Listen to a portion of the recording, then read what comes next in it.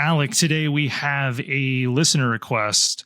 This is Chris, and he has requested, this is kind of very specific. It is The Dark Knight, Christopher Nolan's 2008 superb piece of cinema. But there was kind of a question of like a little bit of comparison and contrast here on the most recent, The Batman. And we'll get to that, but I want to have you kick off the conversation on revisiting The Dark Knight. Okay. This is the second best movie-going experience I've had in my life was seeing The Dark Knight. You and I got to see it together. I brought along someone who, as a date, didn't work out. Was one of the reasons was because of how terrible she was as a movie companion for this. Not really. Not really. That's no, but I joke. However, I will say this, just in both the fact that we got to see it on IMAX at the Universal City Walk AMC. So like a true IMAX. It was just absolutely gorgeous. We got there super early, lined up. I know we got seats. That was actually one of the things is like the girl I brought with wanted to get like popcorn and do all the things. And you got in and got good seats. And you were like texting me like halfway through and you were just like, I can't hold these seats for much longer, buddy. Like I'm about to give them away. And so like, I just ditched her. Just came by to like hold the seats. I was like, no, I got to hold these seats. We got perfect seats. And no, not going to happen. Anyways, so I digress. But like true IMAX from beginning to end, visually absolutely stunning. And everything else was stunning. This is my favorite Nolan film still. I just rewatched this just to make sure that I'm kind of still on the same page. And from beginning to end, I was enthralled of just how good of a film this is. And not just how good of a superhero film this is, just how good of an actual film it is and how many things are done correctly. I have very few caveats with it. And I remember having very few when I walked out of it, but it still has, for me, one of the best endings of a movie. It's easily my top 10, if not top 5 of best ending of movies. That narrative by Gordon at the end and just the fade to black and then the title. Yep. And just, it gets me every time. Like I watched it and I'm like getting that emotional well up in my, in my chest of like, oh, this is amazing. I don't know what to do with all this emotion, and boom, cuts and then Dark Knight and then done. Yeah. Just like, this is great. So, I mean, this is definitely a masterpiece of Nolan's. We'll get into more of the nitty gritty of it, but that's kind of like my thoughts of this is. And so to kind of jump ahead, it's difficult to compare the Batman to. And we talked a little bit about this when we talked about the Batman. Like I really enjoyed the Batman. I know that it got a lot of grief for kind of dumb things. And I thought the Batman was really good. I think The Dark Knight is definitely the better film, but I almost would say the Batman's the better Batman film in a lot of ways. And that was the question posed by Chris was, I believe his son, that was his statement. He felt like the Batman was a better Batman movie. Mm-hmm. Yes. And I'll agree with that because it definitely, like, I think we talked about it felt much more of like Batman the detective. Like it really leaned into that, which is what Batman was in the comics, was very much like the world's greatest detective. Whereas the Nolan films, while great and fantastic, well, and the third one kind of is much less. There's very little of that detective nature of it. It's much more of him reacting or trying to change through either violence or gadgets of what's happening in Gotham kind of scenario. So there is that. Whereas obviously the Batman is very much a little more methodical of figuring out what's happening, how it's happening, doing the digging. And so a little bit slower film where this is definitely faster. Yep. I'm going to backtrack. I'm with you. So the theatrical experience is my top theatrical experience of any movie I've ever seen. 70 millimeter IMAX, had never seen anything in 70 millimeter projected prior to that. And so I take that back. I had seen stuff at an OmniMax that was like a science kind of thing, but this was the first feature film and it took my breath away. Those initial shots that go full aspect ratio, the clarity. I mean, it was, that had to have been one of the first like screenings period. I mean, it was opening weekend for sure. Oh, it's like Thursday or Friday night or whatever. I think it was just Friday night. Yeah, we got in there early. And if people are wondering, well, why were you trying to hold seats? Like there were no assigned seats at that time. Like AMC just wasn't doing that for that theater. I think probably a year later, they've had changed things up where it's like you were purchasing that seat, but no. So yeah, it was a profound viewing experience. This film sits well within my top 10 favorites. It is currently my favorite Nolan film, although it kind of jockeys a little bit with The Prestige, but I've never been able to get The Prestige like up over it. I just find The Dark Knight so much more of a awe-inspiring viewing. So I think, just to stop, I think I love The Prestige as well. I think it's his most cerebral film and definitely some of the best kind of story-wise, but I think it lacks some things in other areas that Dark Knight or some of his other stuff, handle. Like it's a much smaller film. It doesn't have some of those as big moments or those prestige shots that The Dark Knight has. And so I think The Dark Knight is a much more complete film in regards to being why I think it's his best. It's just bigger. Yeah. It's bigger. It's louder. The irony with The Dark Knight is that it's titled The Dark Knight, but really it's just like Batman 89. It's a Joker movie in every sense of the word. And so if we're going to compare it with the Batman, even though Riddler features heavily, it never felt like a Riddler film. And a lot of it had to do with how much screen time they gave Batman. You also had a lot more screen time in the Batman with him as Batman. The Nolan films always struggled with this because there's just as much, if not more material of him just running around as Bruce Wayne than him in the Batsuit. And that was especially true of The Dark Knight. And then he had nowhere near as much screen time, it felt like, as Ledger's Joker. So it really still feels like a Joker movie. And there's nothing wrong with that. I mean, that's always been Batman's greatest foil. It's not a mistake to go that direction. I just remember coming out of it going, I just could not believe that they had created a rendition of the Joker that exceeded what Nicholson had done in 89. And taking nothing away from that performance, because Nicholson's 89 Joker is just superb and still scary. Like, but a different type. Kind of. Yeah. Yes.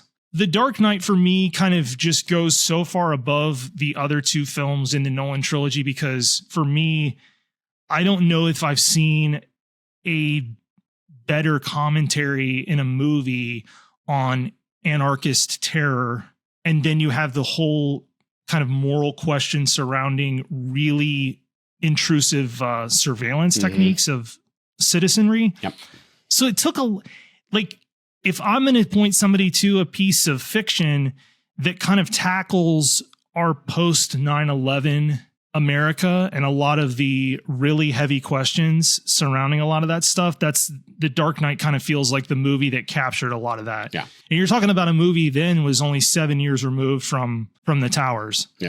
And that's not the main thing in that movie, but it's definitely in the undercurrent. You can tell that writing is in there. Unfortunately, I'm looking at this movie now and I'm almost going lamenting what was, because you had Christopher and Jonathan co-writing together.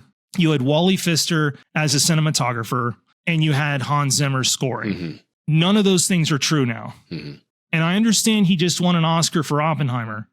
But I'm telling you, I don't think the writing's as good without Jonathan. We can get into an argument whether Hoyt is a better cinematographer or not than Wally Pfister. I don't tend to think he is. It's just my personal preference. There's more depth in the image to me from the stuff that Wally shot. Although Hoyt shot Interstellar, which is great too. And then now it looks like the Hans Zimmer thing's done. And that he's going to stick with I'm forgetting his name. Ludwig Göransson. I'm so sorry. Göransson. Sorry, Ludwig. So he's changed up his big chunks of his creative team, and I think the jury's still out on.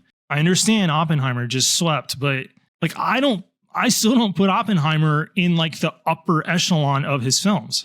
Like I enjoyed it, but I've watched it again. I'm like, I still think The Dark Knight's a better movie. I still think Interstellar's a better movie. I still think Inception's a better movie. I think The Prestige is a better movie. Like it's sitting down at like the 4th or 5th of my favorites of Nolan. And I think, I mean, obviously we've talked about this, but one of the reasons why it did so well is because it wasn't his usual sci-fi or like superhero related film. It was a biography, which the Academy loves. Now, I still think it was amazing. And I agree. I've seen it now 3 times. And each time I think it's absolutely stunning. It is in my top 5 of Nolan films, but I agree with you. It's definitely, there's other stuff that I like better. I think are done better than what Oppenheimer is. And I think one of the main reasons why they gave it is kind of a combination of, hey, we should have given a Oscar nom to this guy long time ago. So we're going to do it for this one. Oh, hey, it happens to be a biography and doesn't have any like weird time stuff or sci-fi elements. Sure, let's give it to him because that's more serious and better. Yeah. But it's definitely not his best, in my opinion. Yeah. Well, and we've talked about that. It's really hard to get into the argument on best. For us, obviously, Dark Knight is our favorite. For both of us is our favorite. And I don't know if that's going to change. I mean, I happen to think that, you know, it's highly unlikely to me when I look at the career path of a director like Nolan, and I'd kind of run it in tandem with like the career trajectory of somebody like Spielberg. It's unlikely that he like goes back to making this kind of movie, The Dark Knight. Like for one, he's not going to do the superhero thing ever again, but I just think he's very much a been there, done that kind of guy. And so this may still, you know, in 10 years, The Dark Knight still might be my favorite of what he's done. My only critiques might be that I'm not really a huge fan of Eckhart as Harvey Dent. I thought that there was potential for a better actor there. It still bugs me that he had to recast Rachel Dawes. Well, I mean, that's not his fault. No, it's not. But it's irritating to watch Batman Begins and kind of start getting used to this chemistry between Bale and, was it Katie Holmes? Yeah, Katie Holmes.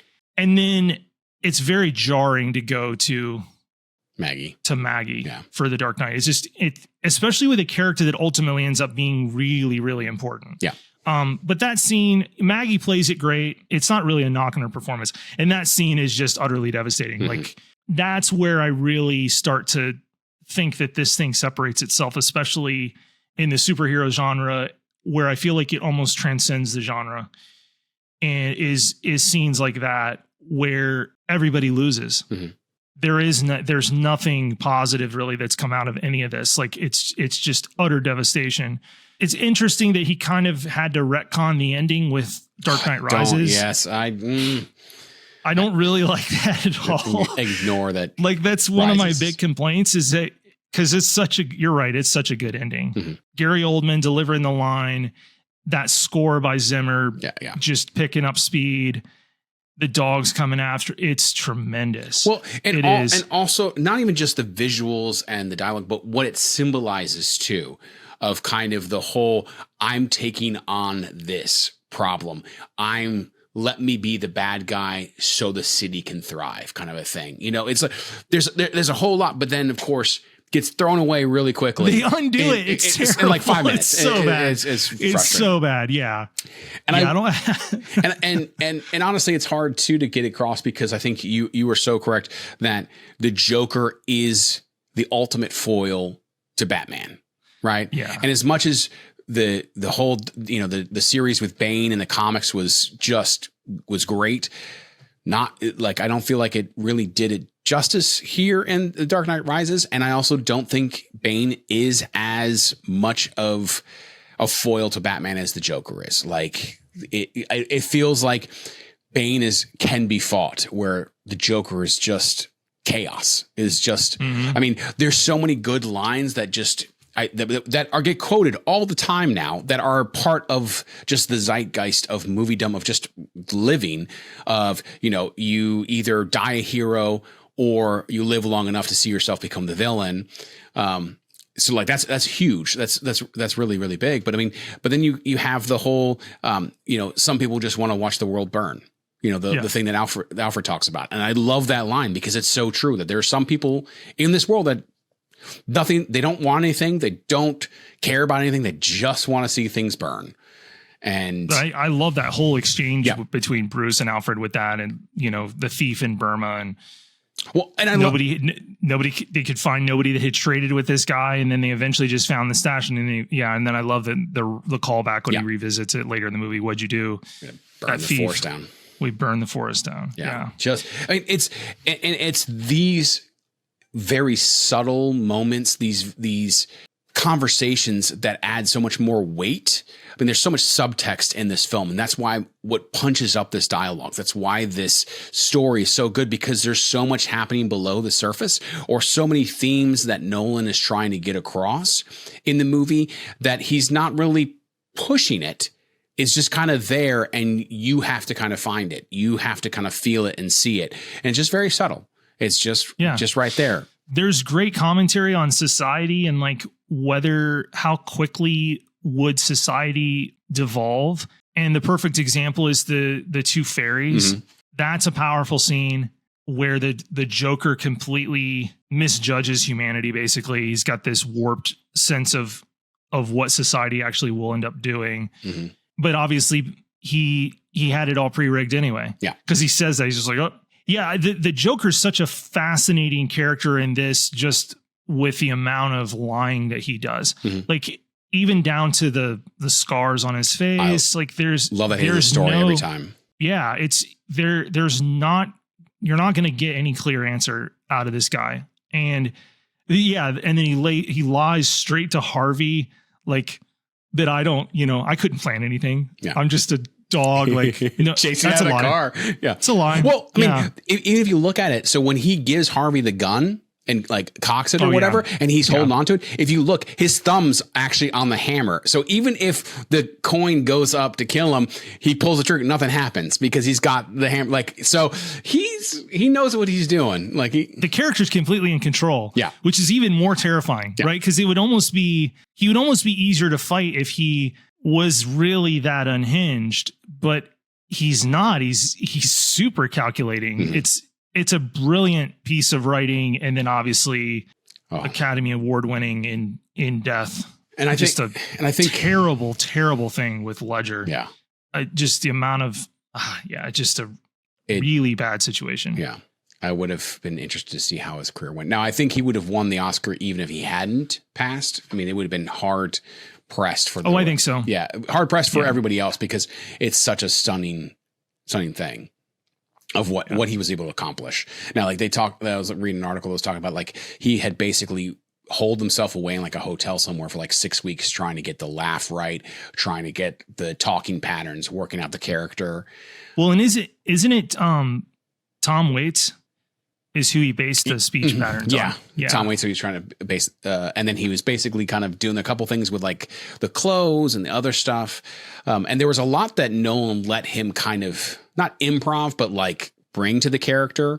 Like I know the scene where he's in prison and they just announced that Gordon's the new police commissioner or whatever, and everyone's clapping and you see, him clapping along. That actually was not scripted. That was completely, and Nolan's just like, go with it. And then I had read that Nolan, when Joker's filming, there's the two characters that he films or whatever, like the fake Batman and then the newscaster or whatever.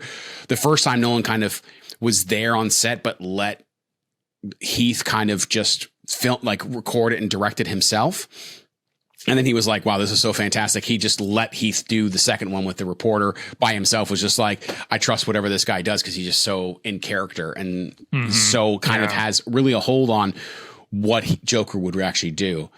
There's actually a story of where they're in the hospital scene with Aaron Eckhart where he's like, they're going up to one of those things where that scene where Joker's really talking to him.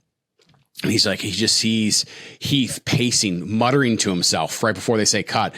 And the moment, or not cut, but like before they say action. And the moment they say action, like Heath just kind of turns and quickly goes to Aaron, and Aaron just like puts up his fist because he's just like so this entranced of like what are this character. And then Heath just grabs his hand and starts talking and delivering his lines, and they do the scene at the end of it. Like he's just like, it completely drops, and Heath just goes, And that's how you do it. That's acting, you know? And they just kind of like walks off or does something like that, where it's just like he was just so in the moment that he actually got a real response from Aaron because Aaron saw him as the Joker. And I mean, like that's just absolute amazing talent on show.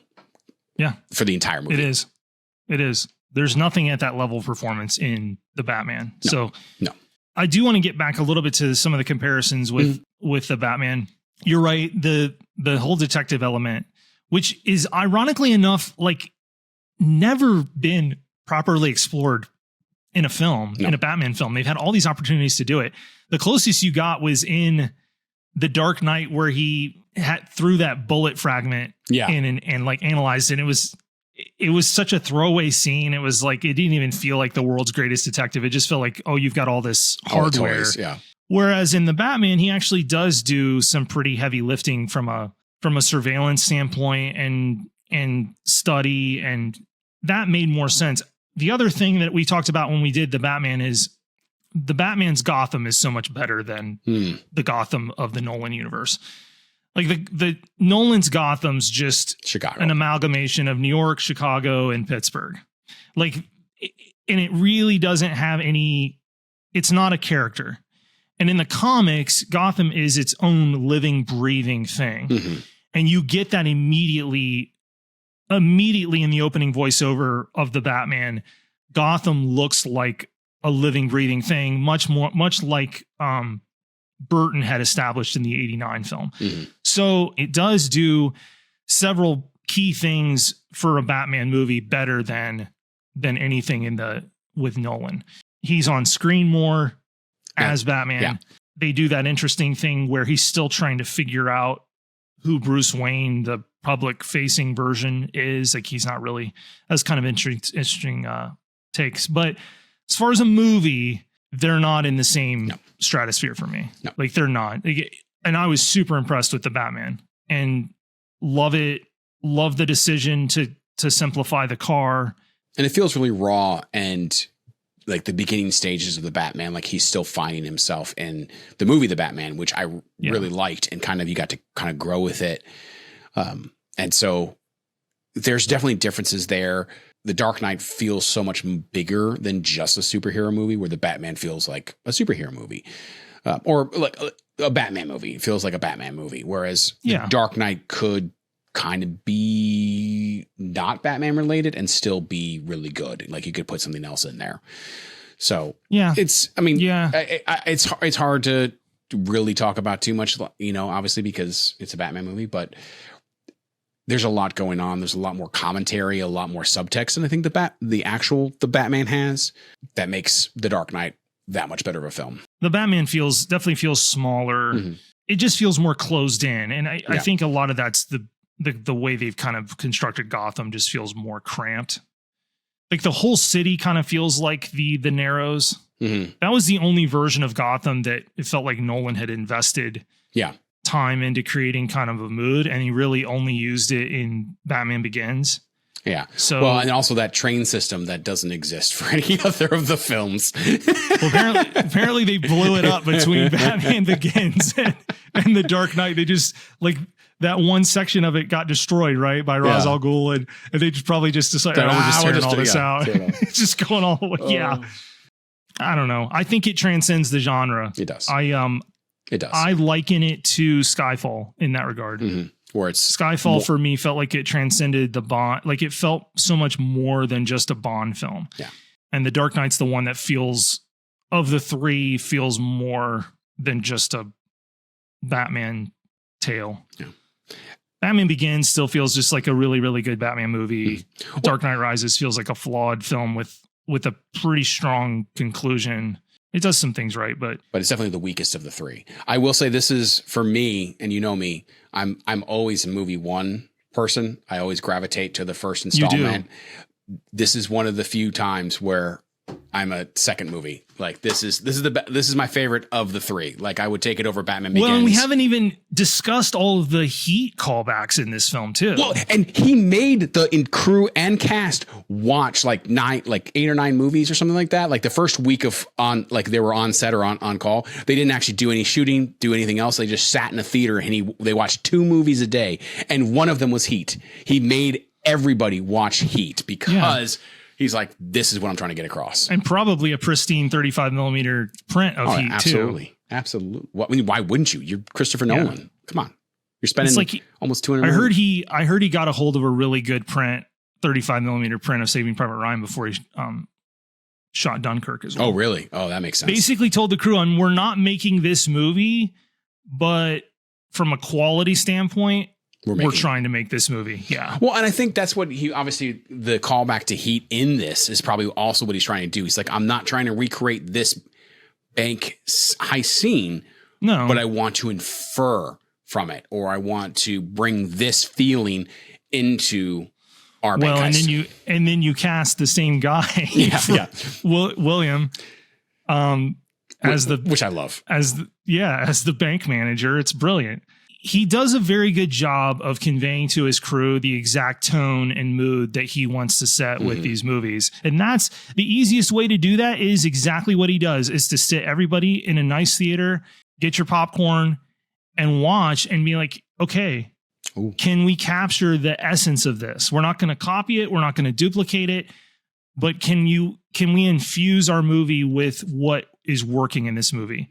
And you could see it from the opening frames that I knew exactly what he was doing, that it was Heat. I was like, it's bank heist. Yep. And then there's one of my favorite sequences as well is the, when they are transferring, Aaron Eckhart's character through the city of Gotham with all of like the different cars and going underneath and all that stuff like that. It's just brilliant. But I also just love the shot of after the Joker breaks out of prison or of jail or whatever, and he's sitting in the cop car and he's just got his face out and he's just kind of letting his hair leaning out. Yeah, it's just iconic. And the car's weaving back and forth and he just has this look, and I'm just like, these are amazing shots. That's an IMAX shot too. Oh yeah, it was. It was when it gets big. I was so frustrated. I need to go find my Blu-ray and actually watch it because the streaming site that had it did not do the auto adjust for their stream. And he's the only one. Yeah. He's the only director that's been able to convince the studios when they go to distribute the Blu-rays or the UHD Blu-rays to do the expansion to 1:7:8:1 aspect ratio for those scenes shot in IMAX. Denis couldn't even get them to do it for either of the releases for Dune. Mm-hmm. People were furious when they got their Dune Part 2 discs, and it doesn't expand. It's all stuck in a 235 or 240 widescreen aspect ratio. People are like, "What are you doing? Yeah, like why? How hard would this have been? Not hard at all. Yeah. Not hard at all. Not hard at all." So fun fact. At the time, IMAX was still not a big thing. It had kind of been dying off because people had been moving to digital. So when they did the car sequence, right, or they're going through Gotham City, was just talking about when they're transferring Aaron's character, they destroyed one IMAX camera in it. There was only 4 left in the world, and they destroyed one of them. I think he broke one on Interstellar as well. I'm sure. I mean, and he's broken several. But at the time, they only had 4 in the entire whole world. They hadn't produced. They still don't have that many, man. Well, because no one's shooting on it. I mean, pretty much only. It's less than 10 that are operating. Yeah. IMAX did off topic, but IMAX did release an initiative where they are crafting several brand new iterations of like carbon fiber casings on them and stuff to lighten the camera a little bit. And then they're supposed to be, 30% quieter. It's still going to sound like a lawnmower. Yeah. Like, by the way, Reddit, there's Reddit. These Reddit boards are just obsessed with IMAX, and people are like, "Oh, I want to shoot my independent film on IMAX." Not gonna happen. Out of your mind? Not gonna happen. No. Totally unnecessary. Your sound guy will hate you forever. Mm-hmm. Don't do it. Don't do it. No. So there is a statement. So the Jonathan and Christopher were the, really writers, but there was a guy who worked with them for the story called, his last name was Goyer, I think, or whatever. Oh yeah. David Goyer. Yeah. David Goyer. He was involved with the Blade movies. Yeah. Yeah. So he talks about, he goes, it's, after everything and kind of like before the movie came out, but like after he'd written it and been shot, and he just goes, it's funny to live in a world where you've written the best thing in your entire life and everything's downhill from here, kind of a thing. Like basically like I've peaked. Nothing will be as good as what we just worked on. He was very influential with Batman Begins as well. Mm-hmm.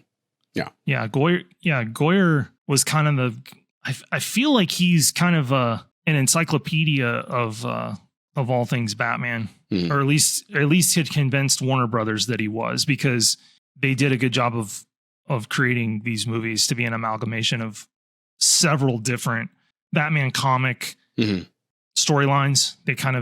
There's one on that's like the Halloween one series that they pulled a lot from, and stuff with Scarecrow. I mean, Goyer is a big reason that Scarecrow is like one of the baddies in Batman Begins, and who's absolutely fantastic and super scary, and the only Batman villain to show up in multiple films.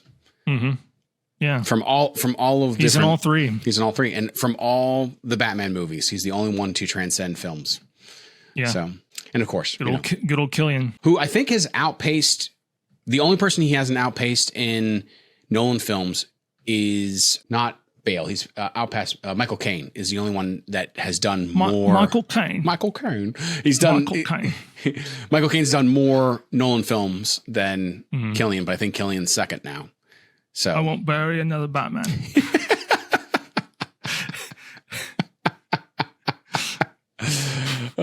It always kind of cracks me up when I'm like going back and watching things and seeing like characters who are in these, or people who have been in previous Nolan films who then he kind of takes and then makes more prominent as they go on. Yep.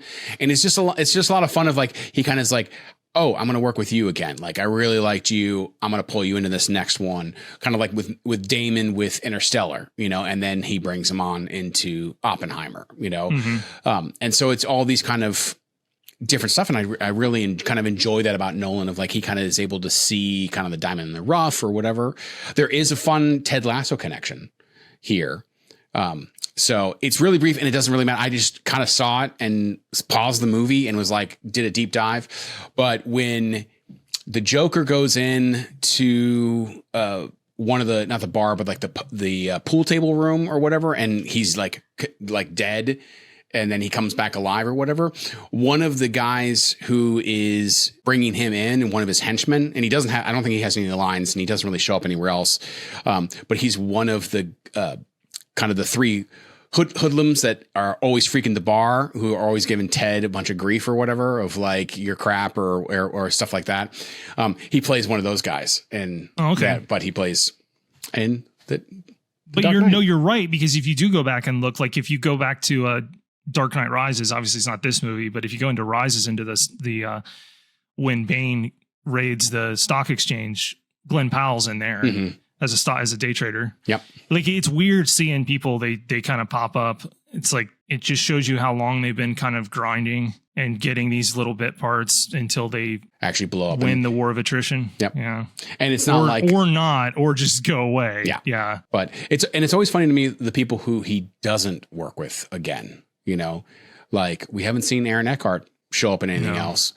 DiCaprio hasn't shown up in anything else. That makes sense to me. Usually he casts you in a lead. He won't cast you in a lead again. Yeah. The one that was interesting to me was Joseph Gordon-Levitt, who shows up in Inception and then shows up in Dark Knight Rises, but doesn't show up again. Yeah. I just thought that was kind of interesting. I almost expected to not to see him in a lead, but I just felt like he'd pop up again. Like maybe in Oppenheimer or something as someone. Yeah. Yeah. Maybe.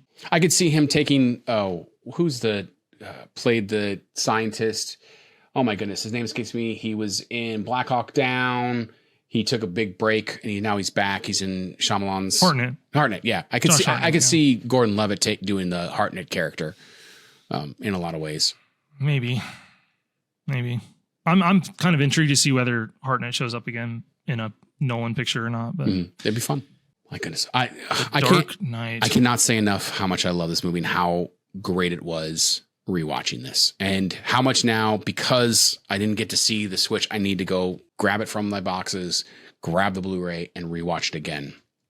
And really, I need to see on a projector and really watch this on the projector, because that's really where it's at. I need to see it like much bigger than my 65-inch TV.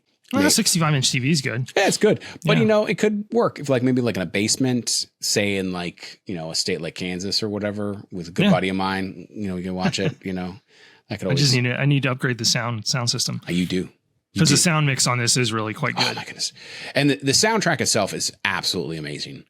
Like it took. Because you get the full score in this one. Yeah. I liked Batman Begins a lot, but there's a lot of, not meandering is not the right word, but it doesn't feel full and doesn't feel, and it works for Batman Begins because obviously Batman is finding himself, and that's kind of how the soundtrack feels. It feels like kind of still figuring out. That's how Hans built it. Yeah. Whereas it's an incomplete score. Yeah. Intentionally. You don't get the full Batman theme until Dark Knight. Until near the end too. Like it's not I know he specifically didn't want to have it a superhero theme, so it's not taking you when you hear it, you're like, oh, something's going to happen. Like he didn't want that. He wanted this to kind of speak for himself. And I love that the title of the movie doesn't come till the end of the movie either. Like it just kind of, it works of it changes over because he's still kind of Batman at the beginning, and then he becomes the Dark Knight at the end. There's so much that has gone right with this film that was done so well. The acting, the dialogue, the writing, the shots. I mean, there are shots in here that even without the IMAX looking scenes, I mean, still the bank heist is really great. All the shots of him on top of buildings, the car scene of Joker taking his face out. I can just every time I watch it, I can just transport myself back to 2008, Universal City, sitting there, just time stopped. Nothing dumbfounded. Yeah. Just nothing else was coming in. It was just I don't think I talked until a couple minutes after. I think you and I just sat there as the credits rolled, just kind of astounded by what's going on. Yeah, it was astounding. Yeah. You see something that great in that high of a format. Because I've never seen a Nolan film in 70 millimeters since then. Oh, we got to see Dark Knight Rises in 70 millimeter, which was really good. So we saw that at the Air and Space Everything Museum. else was digital. Yeah. Since then. So. Even Rises. Oh yeah, I'd moved. I was in Kansas. I'm sorry. I thought you meant he didn't film in it, and I was going to be like, no. I've never seen anything. I've never seen a Nolan film or any IMAX film in 70 millimeters since this. Gotcha. Since Dark Knight. Yeah. Yeah. I will say the one by me used to be true film. It's now switched to the super high level lasers or whatever for IMAX, and they're good, but they're not the same thing. No. So. Wow. I don't know what else to say, buddy. I absolutely love this film. No, I mean, the kind of a parting thought is this is one of those definitive Nolan cross-cutting endings where he's got multiple endings intercut with one another. Mm-hmm. You've got him talking to his son at the beginning. You got him talking at the funeral.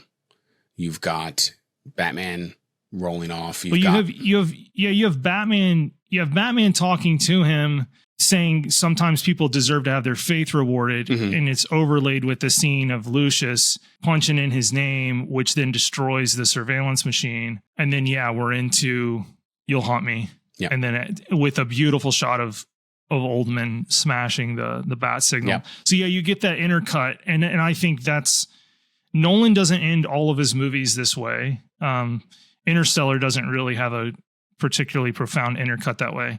Dunkirk's got a pretty good intercut. In fact, Dunkirk might be you prefer this ending. I think my favorite ending to a Nolan film would be Dunkirk, but this one's pretty definitive. I think the only other time he did it was he certainly did it for The Prestige, has got some intercutting for the ending as well. Yeah. I prefer when he does this. I almost just call it the Nolan intercut.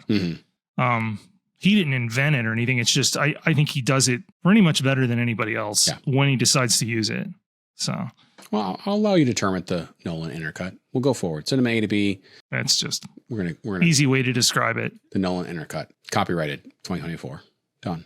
And when we talked about Andor, the end of that third episode, they did the same dang thing. So, Listeners, I didn't bring up Andor. Ben did, just so we're aware. But you finished because let's talk about Andor. No, I mean, yeah, the end of episode 3, they kind of close that part of the show out, and they do an intercut when he's a kid with him leaving the planet, Canary. fleeing at the same time, and they have a wonderful score running underneath of it, and that's very similar to what you have at the end of this movie, of The Dark Knight. And both give me the feels every single time. Oh yeah, absolutely. There's never a time I watch this and don't That's get the feels. That's why they're so good. Yep. Because the emotion is just palpable.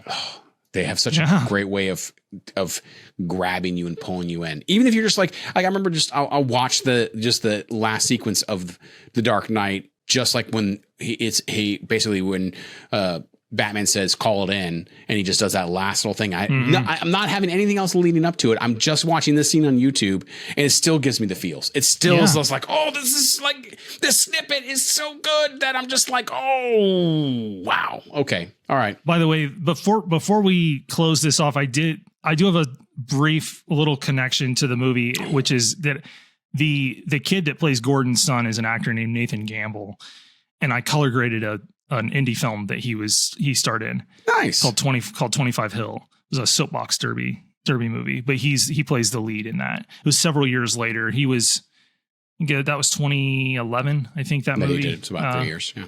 Uh-huh. Cool. Yeah. And he continued to act. He was in was it like Dolphin Tale or something like that? Like a sequel to that. There's some other stuff that he did. I don't know if he's still acting or not, but he's obviously. That's the other thing. This movie's like getting up there. Mm-hmm. I mean, 2008, buddy. Closer to 20 years than we are to 10. Well, I think we're done. I think we're done. So, everyone, thank you so much for joining us. We really appreciate you taking the time out of your day to listen to us just kind of ramble on about movies or TV shows that we like. We've been doing this for 20 years. We're going to do it no matter what, but hopefully you had a good time. If you have something that you want to express about this film, or you want to give us a recommendation, feel free. Go ahead, put a comment on our YouTube video, or you can send us an email at cinemaatob@gmail.com. We'll be happy to take any of your recommendations and talk about films. There's plenty of us. Yeah, and thanks to Chris for recommending this one. Chris, thank you so much for doing it. This was a fun one. Well, we hope you again enjoyed this episode of the podcast. We can't wait to see what's next week. Come back, listen to us, wax on about whatever movie or TV show it happens to be. Thanks, everybody.